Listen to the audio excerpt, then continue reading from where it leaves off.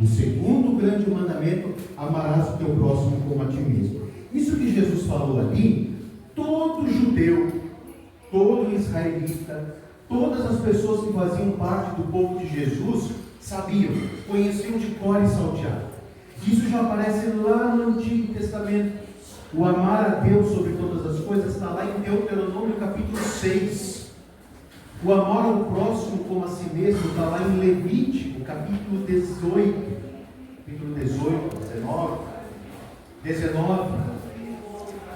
Portanto, esse mandamento do amor, que diz assim: ame a Deus sobre todas as coisas e ame ao seu próximo como você ama a você mesmo, isso aqui não era nenhuma novidade, isso aqui era conhecido.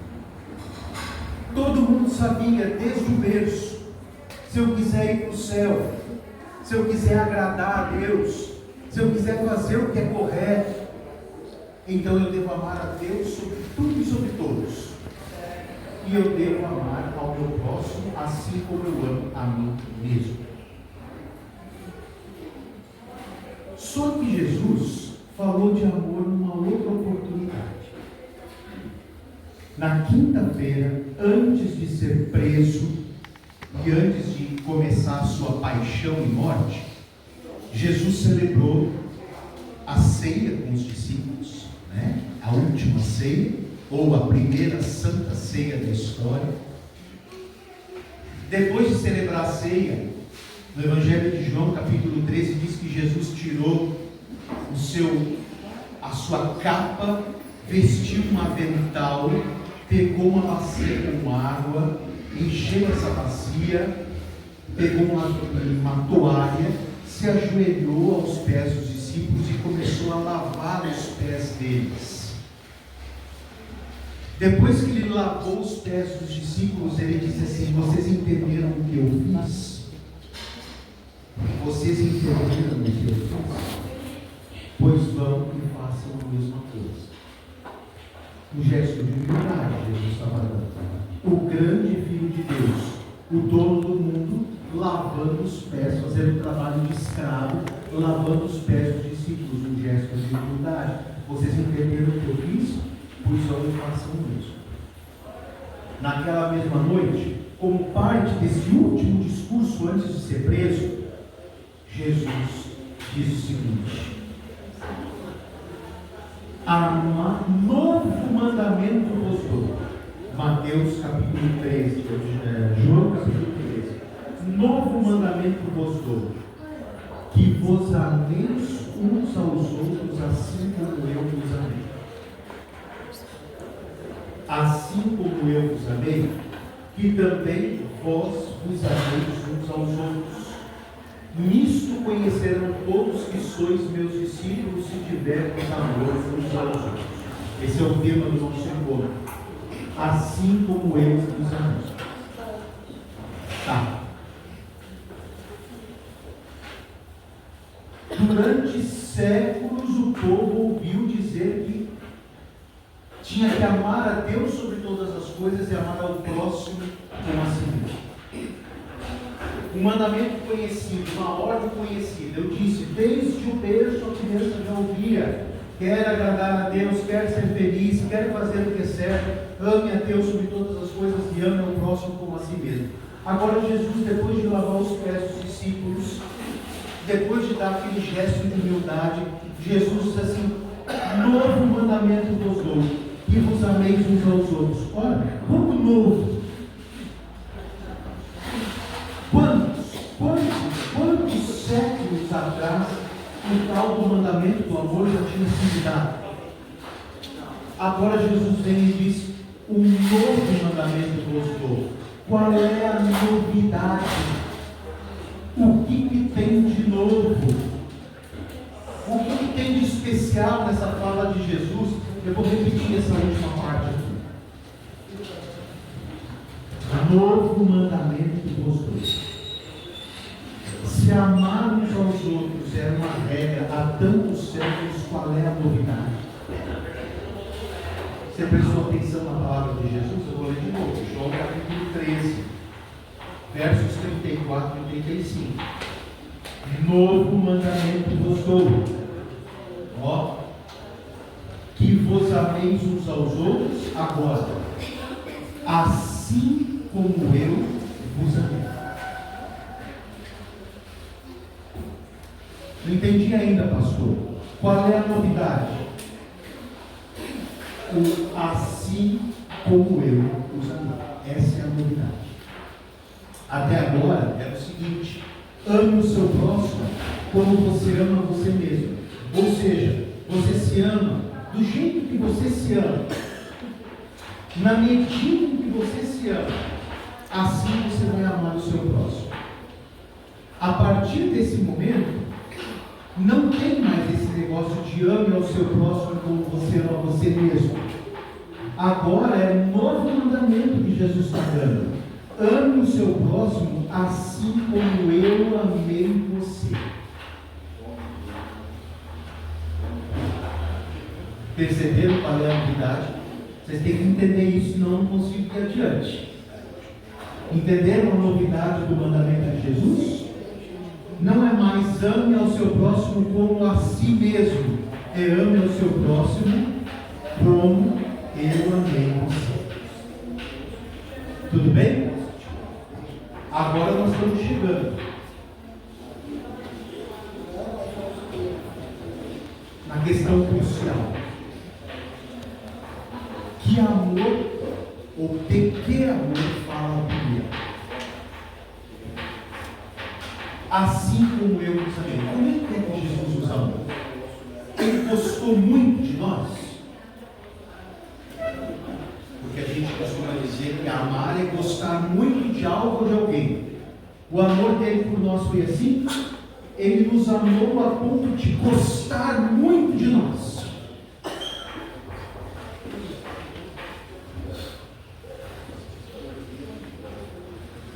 A gente diz que amor é paixão. Ele nos amou a ponto de se apaixonar por nós.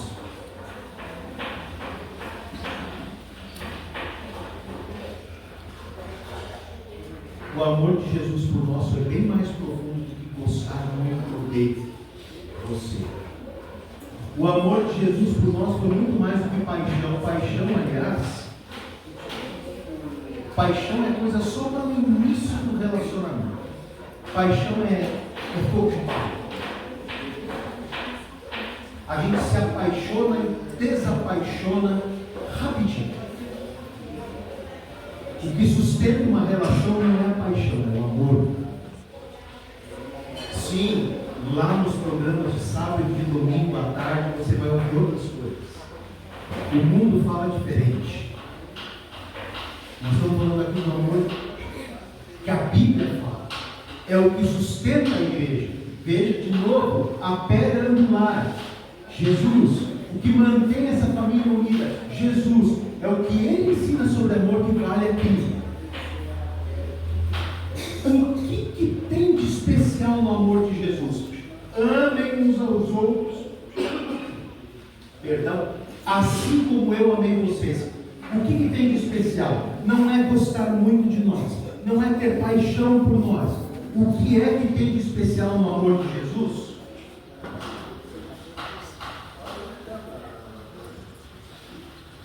Posso mexer? Agora já mexi.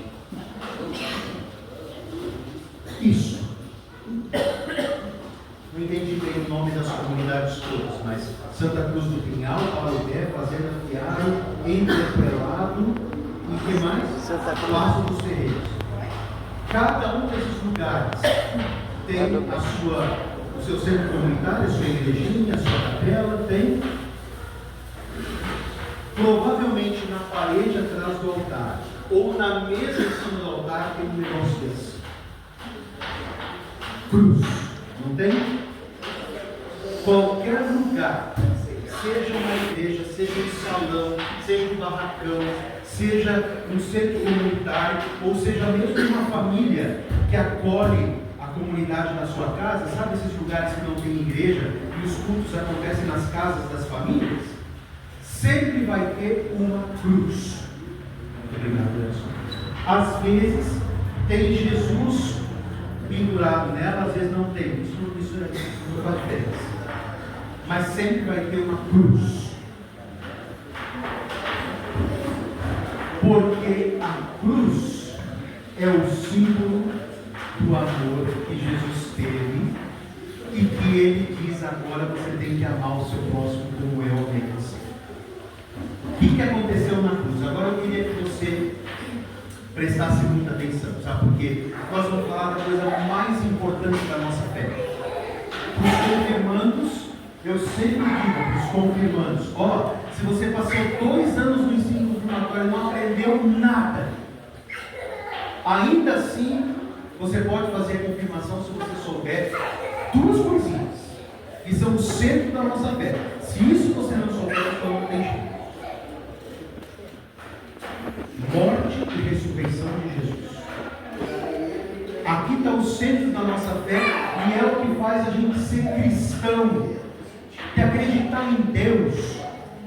Muita gente acredita, mas cristão não é todo mundo. O que faz de nós pessoas cristãs é acreditar, é saber. Primeiro é saber, segundo é crer no centro da nossa fé aquilo que Cristo fez por nós na cruz. Isso aqui tu tem que saber. Então eu vou dizer de novo, preste muita atenção agora, porque agora tem o centro da nossa fé, a coisa mais importante do que a gente crê. Isso aqui você tem que saber. Se você não souber isso aqui, as prédicas do pastor Edson, algumas coisas vão passar despercebidas para você. Ele sempre vai falar disso. Ele sempre vai falar disso porque isso é o centro da nossa fé. Se você não souber isso, então você vai ouvir a prédica de vez em quando e não vai entender umas partes. Então, atenção agora. O que aconteceu na cruz? Jesus morreu, tá? Vamos aprofundar isso. Não basta dizer Jesus morreu. O que aconteceu na cruz? Na cruz, alguém foi castigado. Na cruz, alguém foi punido. Quem é que tem que ser castigado? Quem é que tem que ser punido? Alguém que cometeu um pecado ou um delito, um crime. Quem cometeu um crime tem que ser punido. Não é assim que a gente diz que no Brasil um dos grandes problemas é a impunidade? Porque as pessoas fazem um monte de coisa errada, vão errando, e nada acontece. E porque nada acontece, elas continuam errando. A gente não costuma dizer que o nosso grande problema é a impunidade? Pois é, quem cometeu um delito tem que ser punido. Deus estabeleceu uma aliança com o povo. Lá no passado, quando Ele tirou o povo do Egito, o povo tinha sido 400 anos escravo no Egito. Quando Ele tirou o povo do Egito e colocou eles a caminho da terra, onde eles iam poder viver em liberdade, Deus disse para eles: olha, eu tirei vocês da terra do Egito, da casa da escravidão, vocês estão livres, vocês estão a caminho de uma terra boa, que emana leite e mel, onde vocês vão poder viver em paz e com fartura para todos sempre. Mas eu peço uma coisa para vocês: obedeçam aos meus mandamentos, obedeçam a minha lei, sejam fiéis à minha vontade. Quem não for fiel à minha vontade, quem desobedecer à minha lei, terá cometido um delito e por isso terá que ser punido. E aí, ao longo da história, alguém conseguiu, até aquele momento, e hoje também, alguém conseguiu ser 100% perfeito? Estou falando de nós. Porque este está aqui na frente com o microfone na mão, não conseguiu. Eu tenho 47 anos, muito pecado na minha lista.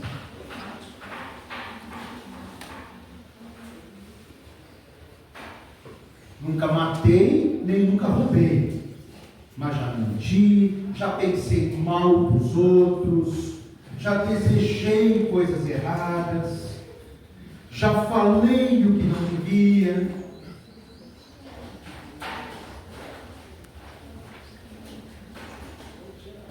Nós pecamos em pensamentos, em palavras, coisas que a gente deixa de fazer, tudo isso é pecado. Pensando assim, você está tudo bem, não precisa ser bonito ou precisa? Eu preciso. Eu preciso ser bonito. Porque eu cometi delito. Eu não fui fiel. Eu até quis fazer tudo certinho, mas eu tropecei porque eu sou humano e humanos são imperfeitos por natureza e caem. Nós nascemos em pecado, o nome disso é pecado original. Não tem nenhum ser humano que consiga fazer tudo certinho, porque nós nascemos em pecado, pecado original. Nós sempre vamos errar. O apóstolo Paulo,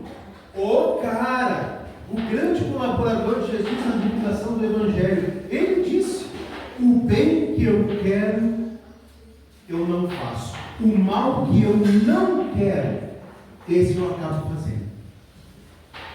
Se o apóstolo Paulo disse isso, e falou com propriedade, porque assim mesmo ele era humano, quem sou eu?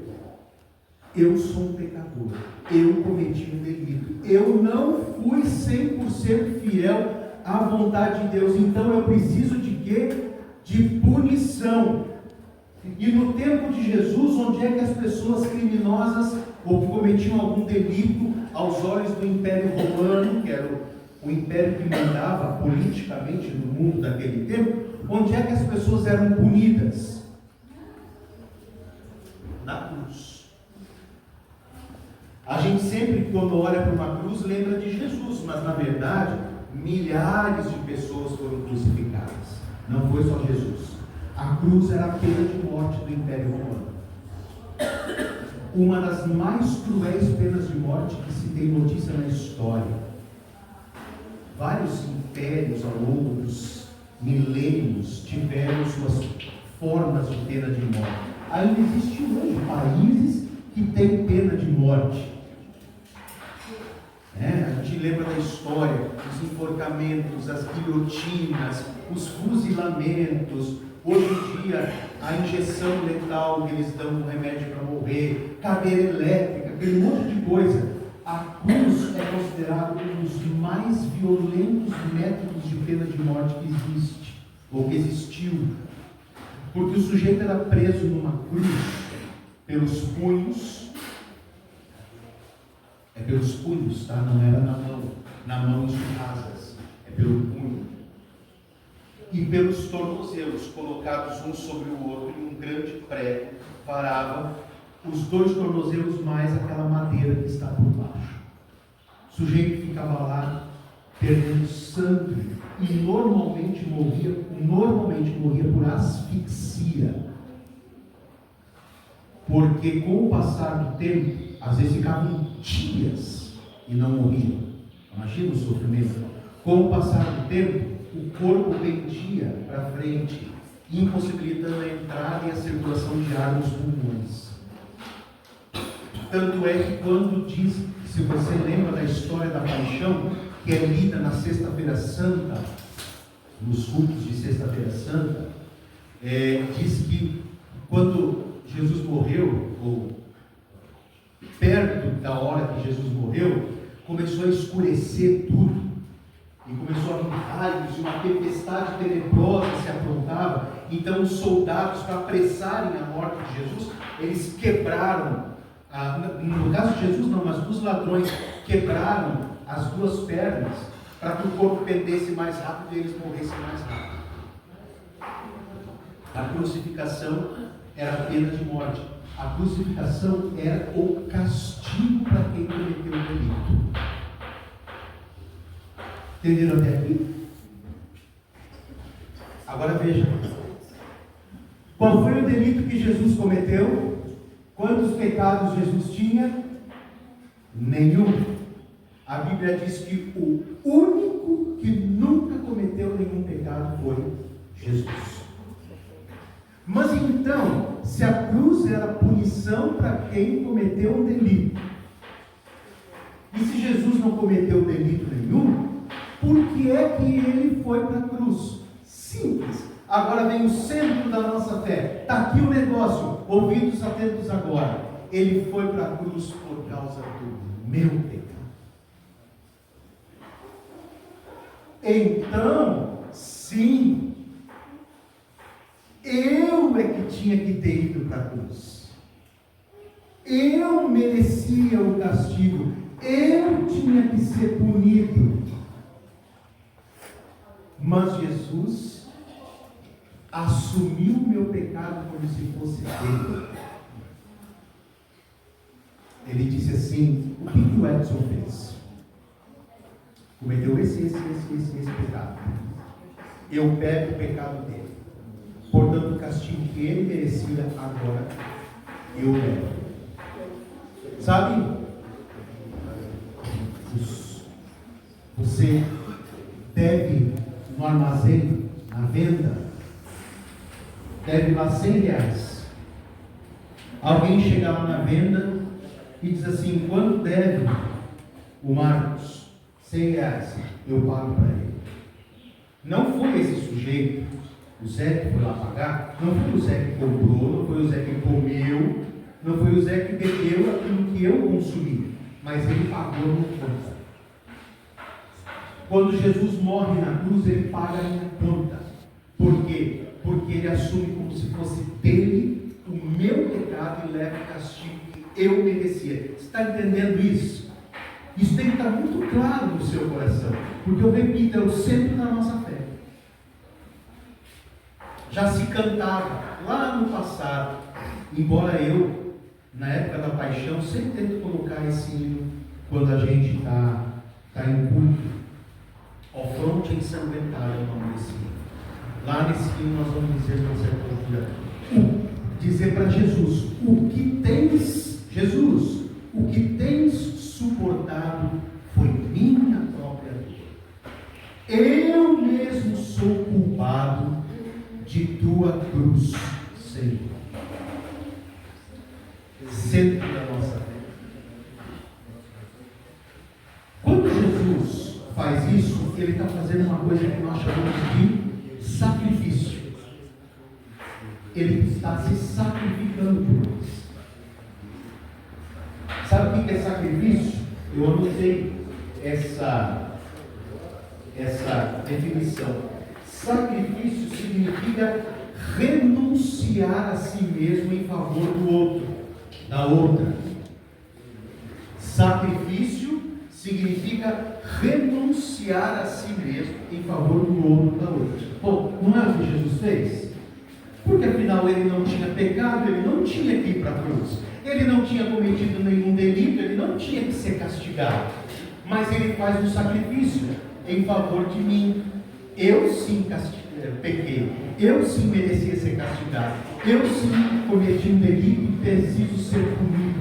Então, quando Jesus vai para a cruz em meu lugar, quando Jesus é pendurado na cruz, ali onde eu tinha que ser pendurado, ele faz um sacrifício. Ele dá de si, ele renuncia a si mesmo em favor de mim. Até entender? Isto nos faz chegar a que tipo de amor a Bíblia fala. Agora, nós vamos chegar, vamos encontrar essa resposta. Amor é gostar muito de? É muito mais. Amor é ter paixão por? É muito mais. Amor é fazer o que Jesus fez. Como eu os amei. O que tem de especial no amor de Jesus? Que vai muito além do... Não precisa colocar, não precisa. O que tem de especial naquilo que Jesus fez? Sacrifício. Amor de Jesus é sacrifício. Portanto, amor para Jesus é igual sacrifício. Amor para Jesus tem a ver com sacrificar-se. Um jovem da igreja de Lages, muito tempo atrás, ele veio conversar comigo. Ele estava em crise com a sua namorada. Eu lembro muito bem desse diálogo. Ele veio depois do sábado, depois do encontro de jovens, ele pediu para falar comigo em particular, e nós fomos lá na minha casa, no meu escritório, e ele queria falar do problema que ele estava tendo de relacionamento com a namorada dele, porque ele era um namoro já de muitos anos, ele não queria que terminasse. Eu disse assim: você ama ela? Aí ele respondeu: como eu sei se eu amo ela? Aí eu disse: isso aqui que eu estou dizendo para vocês. Amor, na perspectiva de Jesus, é sacrificar-se. Porque ele não amou dizendo que eu gosto de você. Ele amou morrendo por você. Ele não amou tendo uma paixão avassaladora que vai e vem e vai também por você. Ele amou morrendo por você. Ele amou se sacrificando. Ele não disse eu te amo. Ele mostrou que ama, levando o castigo no seu lugar. Esse é o amor na perspectiva bíblica. Eu disse para ele: você ama ela? Assim, você é capaz de se sacrificar por ela. Você é capaz de renunciar a si mesmo em favor dela?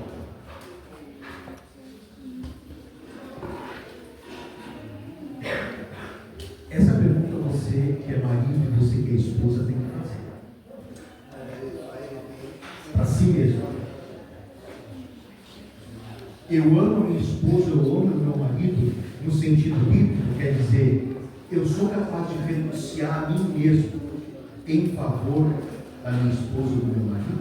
Eu sou capaz, eu amo meus filhos, eu sou capaz de renunciar a mim mesmo em favor dos meus filhos. Isso é mais fácil. Muitas mães, especialmente, renunciaram a si mesmo em favor dos seus filhos. Mas eu amo meus pais, eu sou capaz de renunciar a mim mesmo, meu futuro, minha vida, por amor aos meus pais. Eu amo meu irmão. Eu sou capaz de renunciar a mim mesmo em favor do meu irmão e da minha irmã. Esse é o amor sacrifício. E de novo, lá fora no mundo você não vai ouvir isso. Você não vai ouvir isso. Mas aqui você vai ouvir porque isso é horrível. Sabe qual é o casamento que dá certo? Isso também é uma pergunta que todo pastor tem que fazer para o casal na hora que eles estão ali se preparando para o casamento. Aquelas reuniões preparatórias. Você ama a sua noiva, você ama o seu noivo, sim. Você é capaz de se sacrificar pelo seu noivo, pela sua noiva. Por que você está casando? Porque eu quero ser feliz. Errado, não vai dar certo o teu casamento. Quando você casa porque você quer ser feliz, o teu casamento vai dar errado. Sabe quando que o casamento dá certo? Quando você casa para fazer a tua noiva ou o teu noivo feliz. Por que você está casando? Porque eu quero fazer ela feliz. Porque eu quero fazer ele feliz. Você entra no casamento não querendo você ser feliz. Você entra no casamento querendo fazer o outro feliz. E como o outro também entra no casamento querendo fazer o outro feliz, os dois vão ser felizes. Mas eles não estão em busca da sua própria felicidade.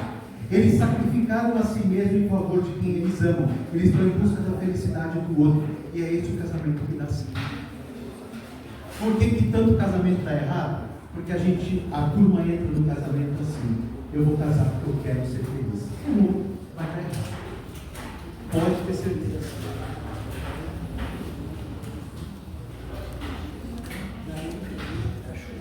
Até aqui tudo bem. Nós nos amamos ou devemos nos amar assim como Jesus nos amou. Portanto, com amor sacrificial. Você pode guardar essa expressão? Pode talvez até mentalizar uma imagem. Amor igual sacrifício. Amor igual sacrifício. Jesus nos amou se sacrificando. Nós devemos amar uns aos outros no sacrifício.